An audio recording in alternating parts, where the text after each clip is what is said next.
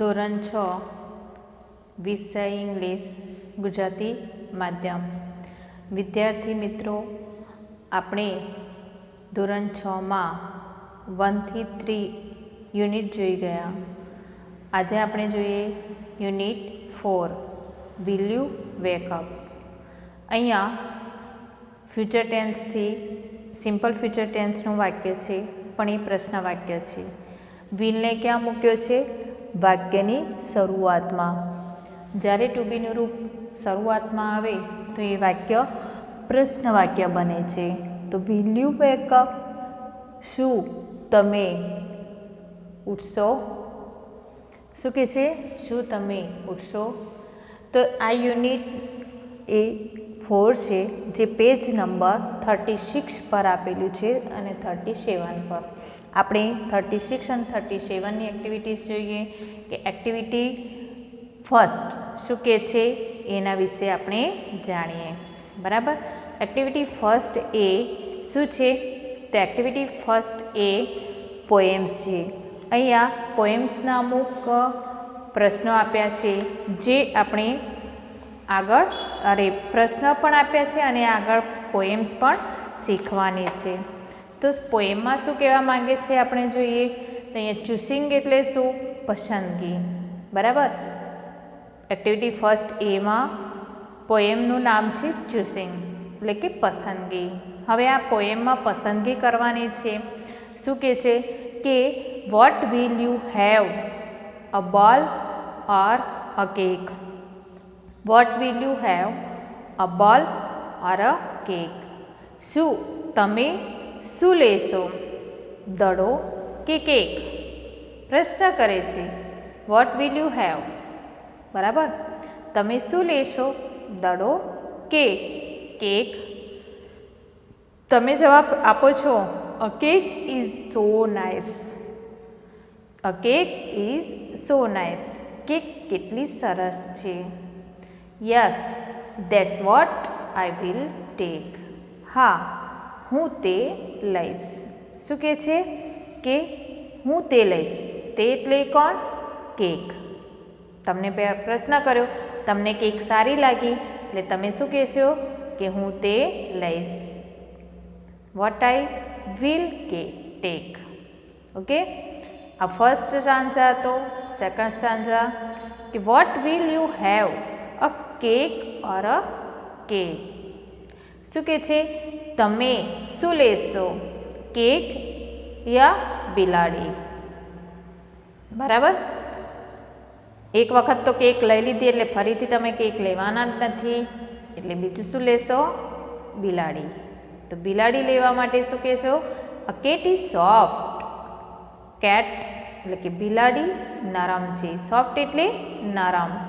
બિલાડી નરમ છે. I think I will take that. મને લાગે છે કે હું તે લઈશ. હું વિચારું છું. થિંક એટલે વિચારો. હું વિચારું છું હું તે લઈશ. આ સેકન્ડ સેન્સા. ફર્સ્ટમાં તમે કેક લીધી, સેકન્ડમાં તમે બિલાડી લીધી. નેક્સ્ટ શું કહે છે કે what will you have, a cat or a rose? તમે શું લેશો, બિલાડી કે ગુલાબ? હવે તમે કેક લઈ લીધી, બિલાડી લઈ લીધી, હવે શું રહે છે? રોઝ. રોઝ એટલે કોણ? ગુલાબ. તો રોઝ સો સ્વીટ. ગુલાબ સુંદર છે. I will have that I suppose. Suppose એટલે શું? લાગવું. મને લાગે છે કે હું તે લઈશ. શું લેશો? ગુલાબ. બરાબર. ગુલાબ તમને સુંદર લાગ્યું, સ્વીટ લાગ્યું, એટલે તમે ગુલાબ લો છો. નેક્સ્ટ આન્સર શું કહે છે કે what will you have, a rose or a book? તમે ગુલાબ લેશો કે પુસ્તક લેશો? કે છે ને કે તમે શું લેશો, ગુલાબ કે પુસ્તક? તમને ગુલાબ તો લઈ લીધું છે, એટલે શું લેશો? બુક. તો અહીંયા શું કહે છે? અ બુક ફૂલ ઓફ પિક્ચર્સ. પુસ્તક ચિત્રોથી ભરેલી છે. શેનાથી? ચિત્રોથી ભરેલી છે. ફૂલ એટલે ભરેલું. ઓ ડુ લેટ મી લુક. ઓ મને જોવા દો. મને તે જોવા દો. પુસ્તકથી ભરેલું છે એટલે તમે એને જોવા માંગો છો. બરાબર. એટલે તમે પહેલાં કેક લીધી, પછી બિલાડી લીધી જે તમને સોફ્ટ લાગી, કેક નાઇસ લાગી એટલે તમે પહેલાં કેક લીધી, પછી બિલાડી લીધી. રોઝ લીધું જે તમને સ્વીટ લાગ્યું, પછી તમે બુક લીધી કે જે પિક્ચરથી ભરેલી છે. બરાબર. આ સ્ટાન્ઝા અહીંયા પૂર્ણ કરી એટલે કે પોએમ તમારે અહીંયા સમજાઈ જાય એવી સરસ મજાની પ્રશ્નોત્તરી સાથેનો જવાબ તમે મેળવી લીધો. પ્રશ્ન પણ કર્યો અને જવાબ પણ તમે આપ્યો એટલે બરાબર. તો અહીંયા જો આ પોએમના હાર્ડ સ્પેલિંગ છે કે ચૂસિંગ એટલે પસંદગી કરવી, નાઇસ એટલે સરસ, સોફ્ટ એટલે નરમ, સપોઝ એટલે શું લાગવું, એન્ડ ફૂલ ઓફ એટલે ભરેલું, સ્વીટ એટલે સુંદર અને થિંક એટલે વિચારવું. આ પોએમના હાર્ડ સ્પેલિંગ છે. ધોરણ 6માં ભણતા વિદ્યાર્થી મિત્રો હાર્ડ સ્પેલિંગ મેં લખ્યા છે એ તમારે વારે ઘડીએ બુકમાં લખીને તૈયાર કરવાના. ઓકે. આ જ પોએમના આધારે રાઇમિંગ વર્ડ છે જે એક્સરસાઇઝ બી છે, ફર્સ્ટની બી, એક્ટિવિટી ફર્સ્ટની બી છે. રાઇમિંગ વર્ડ પોએમના આધારે લખવાનું છે કેક, તો શું આવશે ટેક. તમારા ફર્સ્ટ સ્ટાન્ઝામાં જો પહેલી લાઇનમાં કેક આપ્યું છે એ જ લાઇનમાં શું આપ્યું છે ટેક. બરાબર. સેમ ઉચ્ચારવાળો રાઇમિંગ વર્ડ્સ એટલે ઉચ્ચાર સરખા આવતા સ્પેલિંગ. તો આપણે કેક તો અહીંયા લખીશું ટેક. બરાબર. રોઝ, હવે જો રોઝ એટલે ગુલાબ અને સપોઝ એટલે લાગવું. તો આનો ઉચ્ચાર તમને સરખો લાગે છે અને આમે છેલ્લા 3 મૂળાક્ષર સરખા દેખાય છે. તો આપણે અહીંયા રોઝ તો શું લખીશું સપોઝ. ઓકે. આ રાઇમિંગ વર્ડ થયો. બરાબર. અહીંયા ટેક તો છેલ્લા 3 મૂળાક્ષર તમને સરખા લાગ્યા. અહીંયા રોઝ ઓએસી તો અહીંયા પણ ઓએસી છે. ઓકે. નેક્સ્ટ કે છે બુક. તો બુક માટે તમને શું જોવા મળે છે સ્પેલિંગ લાસ્ટ સાંઝામાં જુઓ. બુક તો એના જેવો જ ઉચ્ચારવાળો સ્પેલિંગ મળશે લુક. તો આપણે અહીંયા લખીશું લુક, LOOK. અહીંયા પણ તમને 3 મૂળાક્ષર સરખા જોવા મળે છે અને ઉચ્ચાર પણ સરખો આવે છે, ખાલી આગળના અમુક મૂળાક્ષર ચેન્જ હોય છે. હવે કેટ, તો તમારા સેકન્ડ સ્ટાન્ઝામાં જો જ્યાં બિલાડી લેવા તૈયાર થાય છે, સોફ્ટ છે, તો એના માટે કેક છે તો ધેટ. રાઇમિંગ વર્ડ થાય છે ધેટ. તો વિદ્યાર્થી મિત્રો અહીંયા રાઇમિંગ વર્ડ એટલે કે સરખા ઉચ્ચારવાળા અને પાછળના 2 કે 3 મૂળાક્ષર સરખા આવતા હોય. સરખા ઉચ્ચાર તો ખરા જ, સરખા એટલે કે સેમ આવતા ઉચ્ચારવાળા અને પાછળના જે 3 મૂળાક્ષર કે 2 મૂળાક્ષર છે એ સરખા આવતા હોય ત્યારે એ રાઇમિંગ વર્ડ બને છે. તમારા માટે આ નવું છે. પહેલાં આપણે યુનિટ ફર્સ્ટમાં પણ શીખી ગયા છીએ પોએમના આધારે. તો વિદ્યાર્થી મિત્રો આ જ રીતે રાઇમિંગ વર્ડ ગમે તે રીતે પૂછીએ તો તમને આ રાઇમિંગ વર્ડ આવડવા જોઈએ. હવે એક્ટિવિટી ફર્સ્ટને સી શું કહે છે આન્સર ધ ક્વેશ્ચન્સ. આ પ્રશ્નના જવાબ આપવાના છે પોએમના આધારે કે વોટ ઇઝ સ્વીટ. આમાં સુંદર શું લાગ્યું તમને? તો રોઝ. રોઝ એટલે ગુલાબ. તો અહીંયા જવાબમાં શું લખીશું કે અ રોઝ ઇઝ સ્વીટ. શું છે? ગુલાબ. એ કેવું છે? સુંદર છે. એટલે વોટ ઇઝ સ્વીટ તો ગુલાબ સુંદર છે. એ રીતે વોટ ઇઝ સોફ્ટ, નરમ શું હતું આ સ્ટેન્ઝામાં જોઈને, પોએમમાં જોઈને? તો કેટ. બરાબર. તો જવાબમાં આ જ રીતે લખવાનું છે એ કેટ. જો વાક્યની શરૂઆતમાં જ્યારે જવાબ લખો તો વાક્યની શરૂઆતમાં પહેલો મૂળાક્ષર કેવો હોવો જોઈએ? કેપિટલ. બરાબર. તો અ કેટ ઇઝ સોફ્ટ. કેવો છે? બિલાડી નરમ. બિલાડી કેવી છે? નરમ. What is nice. સુંદર શું છે? સરસ શું છે? તો વોટ ઇઝ નાઇસ. સરસ શું લાગે છે તમને? કેક લાગે છે. તો અહીંયા આપણે જવાબમાં ફર્સ્ટ સ્ટાન્ઝામાં કેક આપેલું છે તો કેક. પ્રશ્ન કયો કર્યો તો કવિએ?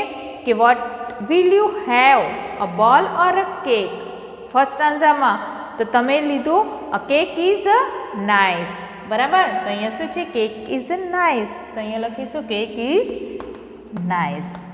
સરસ છે, કેક સારી છે. ઓકે, લાસ્ટમાં છે what is full of picture. હવે ચિત્રોથી ભરેલું શું છે? તો બુક છે, જે તમે જોવા માંગો છો, બરાબર. મને તેને જોવા દો એવું કહો છો ને. તો લાસ્ટ આન્સરમાં શું આપ્યું છે? ચિત્રોથી ભરેલી બુક. તો અહીંયા તમે લખશો અ book is full of picture. પુસ્તક ચિત્રોથી ભરેલું છે. તો અહીંયા એક્ટિવિટી ફર્સ્ટ આપણે જોઈ ગયા A B C. Okay, D શું કહે છે? તો જો એ જ રીતે ડી જોતા પહેલાં ફરી એક અમુક પ્રશ્નો છે કે જે તમારા લખતું છે. અહીંયા કે છે આન્સર ક્વેશ્ચન ટીક માર્ક કરવાનું છે કે tick right for your option A બીમાં આપેલું છે, તેમાંથી તમારે ટીક કરવાનું છે. એમાં પ્રશ્ન છે, બીમાં તમારે ઓપ્શન આપ્યા છે, એમાંથી તમારે ટીક કરવાનું છે. તો જુઓ, વોટ વિલ યુ ડ્રિંક? તમે શું લેશો? તો ઓપ્શન આપ્યું છે, જવાબ આપ્યો છે ટી. કેમ ટી આપ્યું છે? It is hot, it has energy, it is tasty. ગરમ શું હોય છે? તમે ચા ગરમ પીવો તો જ તમને ભાવે. ઠંડી ચા કોઈ પીતું નથી. અને ચામાંથી એનર્જી મળે છે? નહીં. તથા તે ટેસ્ટી હોય છે? હા, ટેસ્ટી હોય છે, પણ ગરમ પીવો છે એટલે ઇટ ઇઝ હોટ, બરાબર. એ રીતે વોટ વિલ યુ ઈટ? તમે શું ખાશો? તો તમે ભેલ ખાવા તૈયાર હો, પાણીપુરી ખાવા તૈયાર હો, પછી પિઝા ખાવા તૈયાર હો, તો જે તમને ભાવતી હોય એ વસ્તુ તમારે અહીં લખવાનું. ને સામે જે કૌંસમાં આપ્યું છે કે it is tasty, it is spicy, it is sweet or sour, બરાબર. તો અહીંયા હું ભેલ લખું છું તો હું ટીક માર્ક કરી ઇટ ઇઝ ટેસ્ટી, બરાબર. એ રીતે તમે જ્યારે બીજો કોઈ શબ્દ લખો તો આમાંથી ત્રણમાંથી એક ટીક માર્ક કરવાનું છે. એવી રીતે નેક્સ્ટ ક્વેશ્ચન છે કે વોટ વિલ યુ સ્મેલ? તમે શેની સુગંધ લેશો? તો હું તો લઈશ રોઝની, તમે મોગરાની લેતો મોગરાની લો, બરાબર. પણ એ સ્મેલ કેવી લાગી? It is nice, it is beautiful, it is sweet. મેં રોઝ લીધો એટલે ઇટ ઇઝ સ્વીટ, બરાબર. હું એના પર ટીક માર્ક કરીશ. નેક્સ્ટ શું કે છે? Where will you go? તમે ક્યાં જશો? તો હું જઈશ કંઈક અલગ સારી એવી રિવર બેંકમાં, એટલે કે નદી કિનારે. તો તે કેવી લાગી? અહીંયા ટુ અ હિલ આપ્યું છે, to a river bank, river side આપ્યું છે, ટુ અ સી શોર આપ્યું છે. ત્રણમાંથી તમે ક્યાં ટીક માર્ક કરશો? હું તો રિવર બેંક જઈશ એટલે રિવર સાઇડ લખીશ. ઓકે, તમે જ્યાં જાઓ તમને લગતું હોય એ જવાબ પર ટીક માર્ક કરો. And when will you slip? તમે ક્યાં સૂવો છો? કેટલા વાગે સૂવો છો? તમે ક્યારે સૂવો છો? તો મોડા સૂતા હોય 11 o'clock લખતા હોય, યા 10 o'clock લખતા હોય, યા 8 o'clock લખતા હોય, તો એ પ્રમાણે સમય બતાવવાનો છે. તો અહીંયા કૌંસમાંથી જે ચોઈસ લાગે છે એ લખો. Late night, in the afternoon, every at night, બરાબર. તો આમાંથી તમને જે યોગ્ય લાગે એ જવાબ તમારે ટીક માર્ક કરવાનો છે. હું 11 o'clock સૂવું છું, બરાબર, એટલે હું લઈશ late at night. Okay. Next જોઈએ ડે. Count and write. અહીંયા તમને અમુક આકૃતિ આપી છે જે તમારે કાઉન્ટ કરવાના છે અને રાઇટ માર્ક કરવાની છે, સાથે લખવાનું છે. તો જુઓ, how many square are there in the picture? તમને અહીંયા સ્ક્વેર કેટલા દેખાય છે? તો તમારે ગણતરી કરવાની છે કે તમને જેટલા સ્ક્વેર દેખાતા એ લખવાના છે. મને અહીંયા 6 દેખાય છે તો હું 6 સ્ક્વેર લખીશ, બરાબર. તો અહીંયા 6 સ્ક્વેર. તમે ગણતરી કરજો અને પછી લખજો. આ રીતે પ્રશ્નના જવાબ લખવાના છે. સેકન્ડ શું કહે છે કે how many triangles are there in the pictures? ચિત્રમાં કેટલા ટ્રાયંગલ દેખાય છે? ત્રિકોણ દેખાય છે. તો મને અહીંયા 16 ત્રિકોણ દેખાય છે. તમને જેટલા દેખાતા હોય એટલા તમારે લખવાના. 10 દેખાતા હોય, 6 દેખાતા હોય, પણ બરાબર ધ્યાનથી ગણતરી કરશો તો અહીંયા 16 ટ્રાયંગલ છે. બરાબર, તો મને 16 દેખાય છે, તો તમે પણ એ ચેક કરીને લખજો. નેક્સ્ટ ક્વેશ્ચન છે, how many glasses are there in the picture. અહીંયા કેટલા ગ્લાસ દેખાય છે? 4. મને અહીંયા 4 દેખાય છે. તમને પણ 4 દેખાતા હશે એટલે 4 લખી દો. બરાબર. 4. How many animals are there in the pictures. અહીંયા તમને પ્રાણીઓ કેટલા દેખાય છે? બરાબર ધ્યાન કરો, કારણ કે પ્રાણી અને પક્ષી બંને મિક્સ છે. બરાબર, ખાલી પ્રાણીઓની ગણતરી કરવાની છે અને તમારે લખવાની છે અહીંયા ગણતરી 20. અમુક પ્રાણી પણ છે, અમુક પક્ષી પણ છે. બરાબર, તો તમારે ગણતરી કરીને અહીંયા લખવાનું છે. બરાબર, મેં અહીંયા ગણતરી કરી તો મને 20 જોવા મળી છે એટલે હું 20 લખીશ. 5 ક્વેશ્ચન શું કે છે કે there are 20 birds in a tree. આ એક ઉખાણા જેવું છે. જોજો કે વૃક્ષ પર 20 પક્ષીઓ છે. અ મેન ટુક હિઝ ગન. માણસે તેની ગન છોડી. માણસ તેની ગન લે છે એટલે બંદૂક લે છે. And shoot one bird. અને એક પક્ષીને શૂટ કરે છે. તો how many birds will be there in the tree after that. તો કેટલા પક્ષી તે વૃક્ષ પર રહેશે? તો તમે વિચાર કરો અને ધ્યાનથી સાંભળો કે જ્યારે મેન એટલે કે માણસ એ ગોળી છોડે છે અને એક પક્ષી ઘાયલ થાય તો રહે 19. બરાબર, પણ જ્યારે આમ જોવા જઈએ તો ગોળી છોડે અને અવાજ આવે તો બધા પક્ષી ઉડી જાય. તો આમાંથી શું રહે? 19 પક્ષી રહે કે એકે નહીં? તો નો બર્ડ્સ. એકે પક્ષી ના રહે. અવાજથી બધા જ પક્ષી ઉડી જાય છે.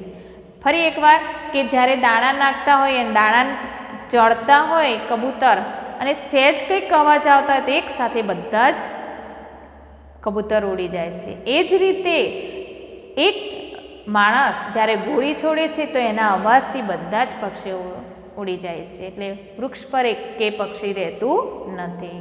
ઓકે, નેક્સ્ટ જો કે જીગર હેડ 500 રૂપીસ. જીગર પાસે 500 રૂપિયા હતા. He went to a cinema.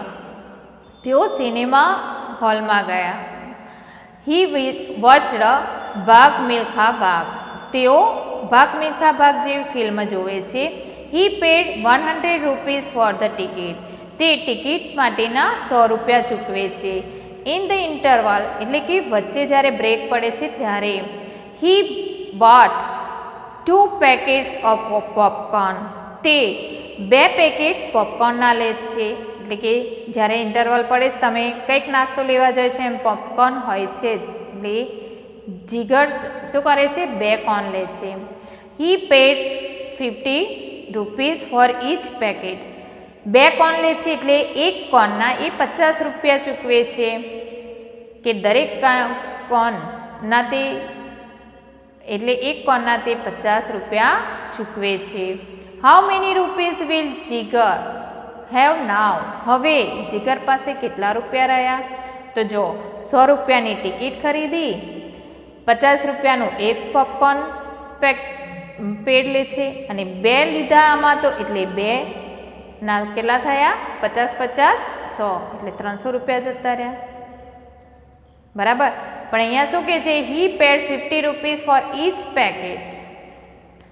દરેક પેકેટ માટે તે 50 રૂપિયા ચૂકવે છે. એટલે કેટલા રૂપિયા ગયા? 100 રૂપિયા ટિકિટના, 50 50 એટલે બીજા 100 રૂપિયા ગયા એટલે 200 રૂપિયા એના એમ જતા રહ્યા. 500માંથી કેટલા રહ્યા?